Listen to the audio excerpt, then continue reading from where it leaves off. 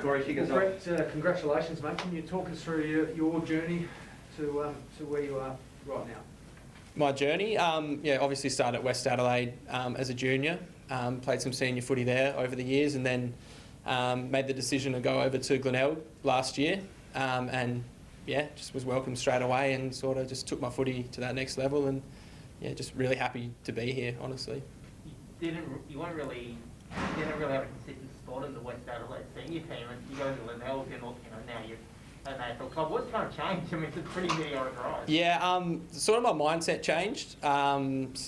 Just speaking with a lot of mentors over the years, I sort of had to nullify a lot of my training and just work out where I was deficient, and basically just had to make a few changes in my life, which was changing my diet, changing my habits, and just working harder off the field to sort of get to the point I'm at now. What were some of the areas on the field where you said you were deficient in? Yeah, so I come from basketball, so I sort of never really developed that football tank that they like to say. So I just spent a lot of time in my pre-season just working on my aerobic base, and because I found for 3 quarters normally I was going pretty well, and then I'd cramp up or something. So I just worked on my aerobic base, and then once that came, footy sort of started to come a little bit easier for me.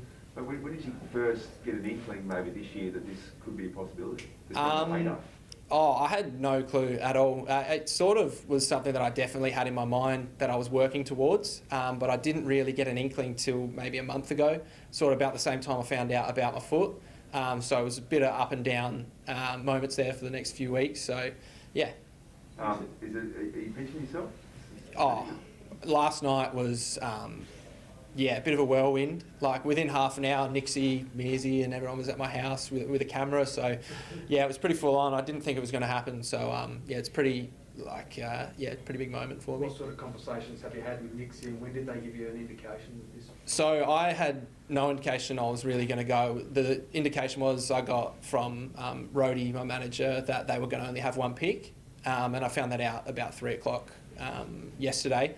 So, I wasn't very confident at all. It wasn't until my name got read out that we really knew, and my housemates and me were sort of jumping around in the lounge room. So, it was a pretty good moment. And then, about a minute after that, just got to speak with Nixie for the first time and just sort of go through what the plan is. And then, within half hour, he was around my house. So that was pretty cool. There's a lot of different types, like age groups that get drafted in the mid-season draft. Yep. You go back to like when you were coming out of school or whatever, like is this something that you were into then, or was it something that's only come up in the last year or two? Or? Yeah, I always had the dream to play AFL footy. Like I started pretty early playing basketball growing up, and then made the transition later to footy. So it was always a dream to play at the highest level. I spoke with a couple of clubs when I was a bit younger, but being 18 years old, pretty fresh, there's a few things that you're probably not going to transition into AFL footy pretty quickly with, and I think I'm a lot more mature now and I'm ready for this step, whereas back then, I definitely, I'm glad it's happened now, because I don't think I would have been successful at that age. You must be pretty happy that you did, I guess, twist that full, give footy give it away altogether, I guess, when you were a little bit disillusioned. It's funny you say that, because I did, before I moved to Glenelg, I was going to have the year off footy and just sort of have a year where I was, doing things I enjoyed and just taking my mind off footy. Because if you play footy for long enough and you're not enjoying it, it comes back to, you just want to ground yourself and sort of, get back to what's enjoyable. But it was a dinner with friends that sort of got me over to Glenelg, like Tom Schott and Liam McBean. So it was a really late decision, and since then it's been amazing. How do you make sure you go from being another name in the mid-season draft to someone that can now stick around and hopefully make a fist out of it in the AFL? Yeah, well, I just first and foremost just want to put my best foot forward. Like, I just want to get to work and show what I can do, and just be a good teammate.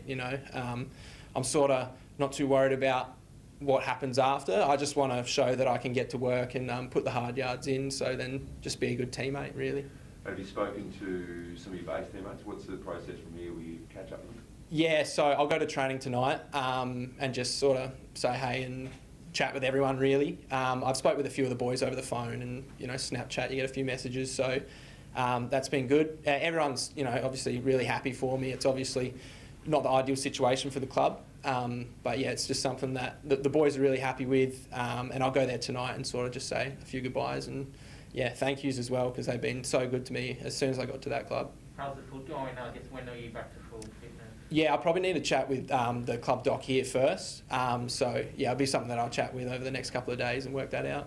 Prior to being picked last night, what were your thoughts on the mid-season draft as a SANFL? As a SANFL player, well, it's obviously it's a good opportunity for the individual. Obviously, it's not ideal for the club itself. That there's been a few boys gone from the SANFL this year, but obviously everyone's sort of on the same page, is that people are playing to play at the highest level.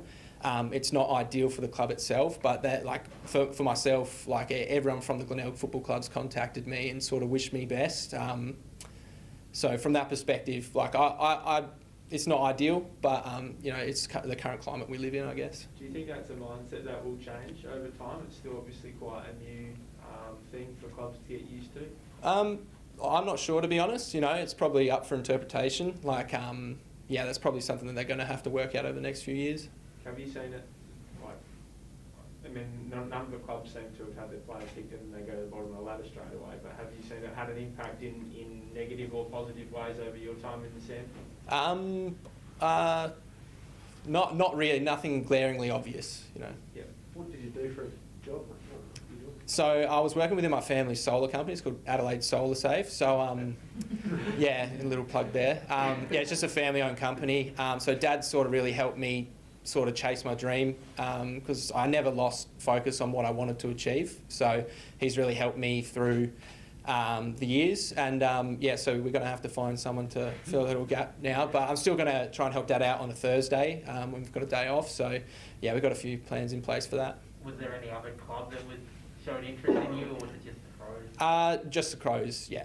We hoping to add to the Crows. Yeah, what do you feel like you can add to that? What do I feel like I can add? I just honestly just want to get to work, put my best foot forward, and sort of earn the respect of my teammates first before I, can add anything to the team.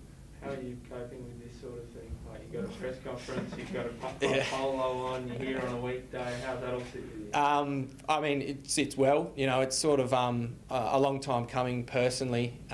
It's been something on my mind for a long time, but I'm still coming to terms with it. Like, last night was just an absolute whirlwind, and it's just good to have, like, I didn't have my family over initially because I said I'm not sure what's going to happen. So yeah, I'll talk to you after the fact. And then yeah, when my name got read out, it was amazing. Just my whole family came over. It's just really good to sort of enjoy the moment with them, and yeah, just experience it all. It's a long time coming. Have you felt like you've been good enough for a while? Like, I've always had belief in my ability, but yeah, it was certainly, you got to put the runs on the board to actually be a chance. But it was something that I sort of still instilled the belief in myself that I could add something at the higher level. So yeah, it's just good to see now.